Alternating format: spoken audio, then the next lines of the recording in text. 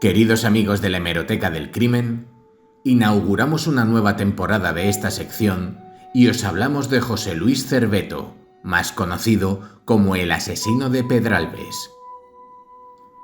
José Luis Cerveto, nacido en Alicante el 8 de septiembre de 1939, fue un hombre que había sufrido una difícil infancia, quedándose muy pronto huérfano de padre. Este había muerto de una tisis muy penosa cuando Cerveto solo tenía 3 años. Pasó aquellos primeros años de su vida en un complicado reformatorio en plena posguerra, donde gran parte de los internos podían ser candidatos a convertirse en carne de cañón. Se vio obligado a robar. Quizá una de las etapas más prometedoras de su juventud fue el tiempo en que se unió a la troupe de un circo. Trabajó como mozo de pista en el circo americano con los vieneses y los hermanos Tonetti. José Luis era pequeño y enjuto, tenía un rostro de facciones muy acusadas, completadas por una gran calva. Cumpliría el servicio militar. Allí tuvo un encontronazo con un superior, por lo que fue destinado al castillo de Galeras. Posteriormente fue paracaidista en Valencia y, según su propia confesión, efectuó 74 saltos. Fue una experiencia que le marcó profundamente. Pasado el tiempo, diría que presenció hasta 17 accidentes mortales. Se licenció del servicio militar en Alcalá de Henares.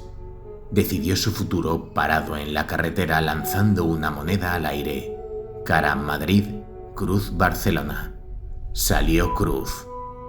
En la ciudad condal encontró trabajo en la construcción y, como carecía absolutamente de recursos, durante las 2 primeras semanas se vio obligado a dormir en un solar arropado con una sábana. Fue entonces cuando empezó a ser detenido por supuestos abusos a menores. Cerveto era buen observador. Por eso no le pasaba inadvertido que quien mejor vivía en las obras eran los conductores de camiones de escombros, que solían estar repantingados en la cabina, fumando y leyendo el periódico, mientras los demás cargaban los sacos. Concluyó que viviría mucho mejor si conseguía el carné de conducir. Se puso a ello y lo logró en poco tiempo. Era por entonces un tipo despierto y esforzado al que le gustaban las cosas bien hechas. Gracias al permiso de conducir entró a trabajar en una agencia de transportes. Su obligación era llevar un enorme camión Volvo de 4 ejes con el que hacía numerosos viajes a Europa. Se abrió una época en la que se sentía un triunfador. Trató de aprovechar la buena racha para ganar dinero. No obstante, no estaba hecho para la carretera. Sus servicios y la concentración que debía mantener al volante le obligaron a consumir distintas sustancias, entre ellas simpatina, centramina, para poder gozar de una mejor atención. Pronto acusó el grave deterioro de su sistema nervioso. Continuamente se sentía excitado e irritable. Cerveto se dio cuenta de que no podía seguir así. Buscó un empleo que le permitiese estar más descansado. Fue contratado por un matrimonio de la alta sociedad catalana para que trabajase como chofer a su servicio. Se trataba de la familia Roig Recolons, formada por Juan Roig y María Rosa Recolons, con quienes todo fue viento en popa al principio. Vivían en la calle Juan de Alós, en el barrio de Pedralbes de Barcelona, y lo nombraron su mayordomo particular. Pero como casi siempre le había sucedido en su azarosa vida, las cosas comenzaron a torcerse cuando su amo, Juan Roig, se percató de que había contratado a un pervertido sexual, pues ya para entonces era conocida su afición por los más pequeños. De hecho, la familia lo había encontrado en algunas ocasiones tratando de manera muy sospechosa al hijo pequeño, circunstancia esta que terminaría motivando su despido el 17 de abril de 1974. Probablemente corroído por el rencor y el resentimiento, Cerveto idearía una venganza. Las tensiones acumuladas durante toda la vida le habían estallado como un castillo de fuegos artificiales. Fue a los Encantes Viejos de Barcelona y compró un cuchillo, ropa de color negro, un pasamontañas y unos zapatos de una talla inferior a la suya para que, en caso de que dejase huellas, pudiera despistar a la policía. Alquiló un coche y se dedicó a dar vueltas. Se fue a Tarragona. Allí comió en un lugar típico de camioneros donde estuvo hablando con antiguos compañeros de profesión. Esto le serviría como coartada.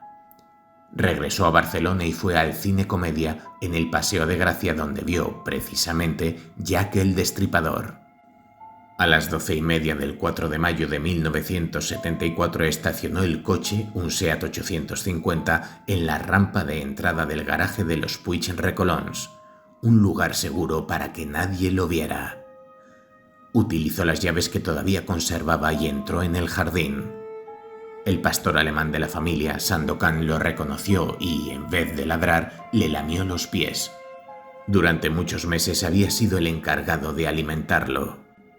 En un principio intentó provocar una explosión de gas butano abriendo la espita del gas, pero al parecer recordó que esa noche se encontraba durmiendo allí la hija de la cocinera, por lo que cambió de idea y decidió pasar a la acción. Entró sigilosamente a la habitación de planchar. Allí estuvo escondido hasta que no oyó ningún ruido en la casa. A las 2 de la madrugada decidió actuar.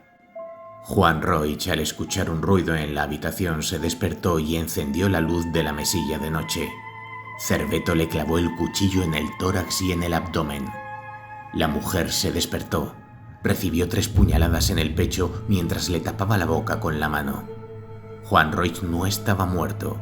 Consiguió levantarse y, después de coger el vaso de agua que tenía encima de la mesilla, se lo lanzó a Cerveto. Este se abalanzó sobre él como una fiera y lo acribilló a puñaladas. Cerveto cogió las llaves de la caja fuerte y consiguió reunir un botín de 15 millones de pesetas. En esa época, con tan solo 2 millones, se podía adquirir cualquier vehículo de alta gama. Además de dinero, el asesino se había apoderado también de joyas. Por fin creía que le había salido algo bien en esta vida, esa que le había quemado tanto a lo largo de su existencia. Abandonó la casa. Se montó en el coche y fue a la avenida del Capitán López Varela, actualmente avinguda de Icaria, en el barrio del Poblenou. Allí se deshizo de la ropa y del cuchillo. Después se dirigió a la estación de Francia. En una consigna depositó el botín. Una vez hecho todo, regresó a Tarragona. Allí se hospedó en el Parador Andalucía, regentado por un expresidiario.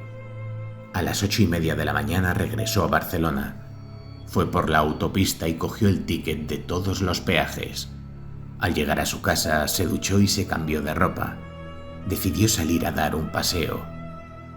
Aunque el doble crimen parecía que había sido de película, al asesino le jugó muy mala pasada su conciencia. Tan solo 30 horas después del crimen, acudió a la comisaría de Vía Layetana para entregarse. Antes de eso, los investigadores ya lo tenían muy claro desde el principio.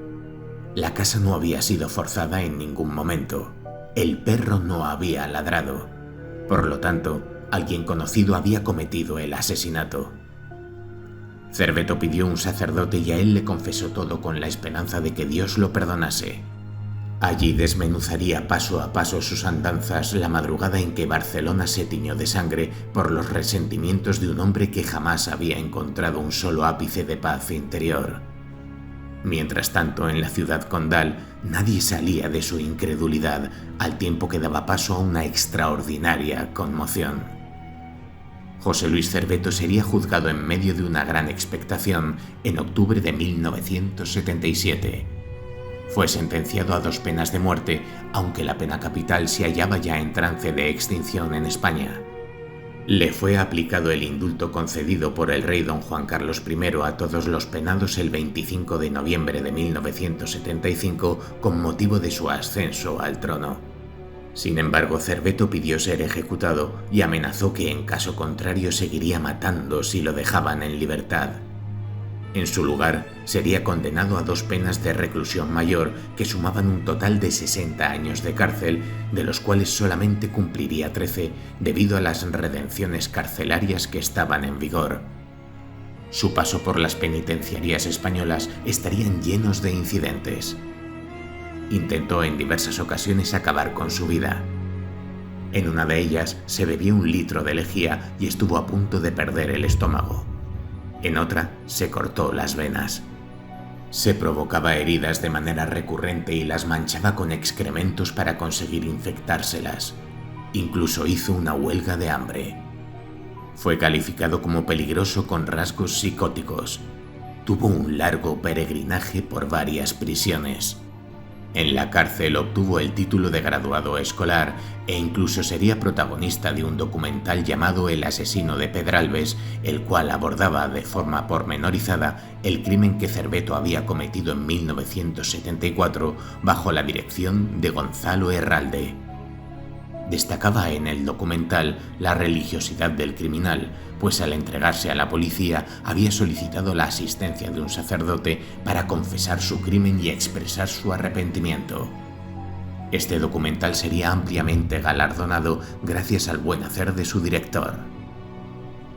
Al cumplir la condena, tan solo 13 años, trató de rehacer su vida montando un puesto de artesanía en el desaparecido mercadillo de la madrileña Plaza de Santa Ana. Pero una vez más volvió a las andadas. En esta ocasión su instinto de pederasta le llevó a abusar de nuevo de 2 niñas. Juzgado y condenado una vez más en 1987, manifestó que había sufrido una pulsión incontenible, llegando a solicitar, una vez más, que le quitasen la vida, o de lo contrario había mostrado su pleno convencimiento de que volvería a matar. «Si no me matan, ustedes serán los responsables de lo que pase». Se ignora si cumplió con su amenaza. El asesino de Pedralbes en la cultura popular. Documental El asesino de Pedralbes, dirigido por Gonzalo Herralde. Hasta aquí, queridos amigos, este primer capítulo de la nueva temporada de la Hemeroteca del Crimen. La verdad es que impresiona ver que siguen saliendo numerosos criminales de los que poder hablar y a los que poder estudiar. Da la impresión de que la lista es interminable. Y personalmente se me ponen los pelos de punta al comprobar cómo hay homicidas que además también pecan de pederastia. Sobre todo es espeluznante el darse cuenta, el documentarse de cómo muchos de estos criminales pedían ser ejecutados, ya que eran conscientes de que podían volver a caer en sus propios fantasmas. Recordad siempre que en la vida real los monstruos existen.